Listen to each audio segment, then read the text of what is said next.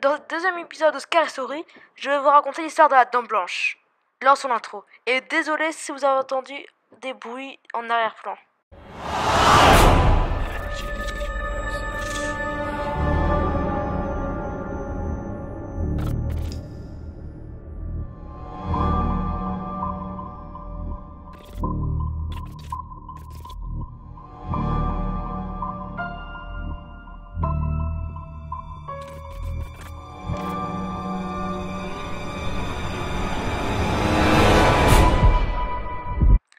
Il existe plusieurs versions de cette histoire. Selon des témoignages, elle aurait été vue autant en Europe qu'en Amérique. Voici l'une des nombreuses histoires le mettant en vendette. Prenons cette histoire puisqu'elle est racontée par un médecin. Une personne qui a priori est plutôt réaliste et a les pieds bien sur terre. Le témoignage date de 1977. Après une longue journée de travail, le docteur rentre un soir chez lui, sous la pluie battante. Il voit au bord de la route une jeune femme vêtue de blanc. Il s'arrêta et lui propose de la ramener chez elle. Elle accepte et après avoir indiqué son adresse, elle ne dit plus aucun mot. Elle reste très silencieuse jusqu'au moment où elle passe sur le pont du forêt. À cet instant, elle se montre agitée et effrayée. Arrivée à destination, le médecin lui prête son parapluie en attendant qu'elle lui ramène. Ne voyant pas revenir, il sonne à la porte. Un couple lui ouvre.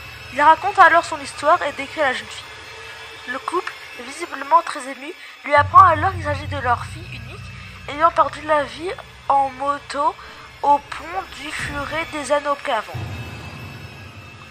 Donc cet épisode était plutôt court, je vais vous donner encore une autre histoire.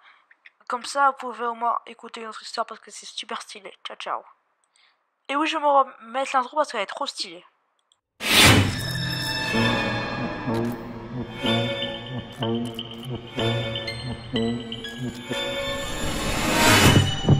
Pour cette deuxième histoire, je vais raconter l'histoire du fantôme de Alcatraz, situé au beau milieu de la baie de San Francisco. La prison fédérale de haute sécurité de Alcatraz abrita les plus grands criminels américains de 1934 à 1963, année de sa fermeture officielle.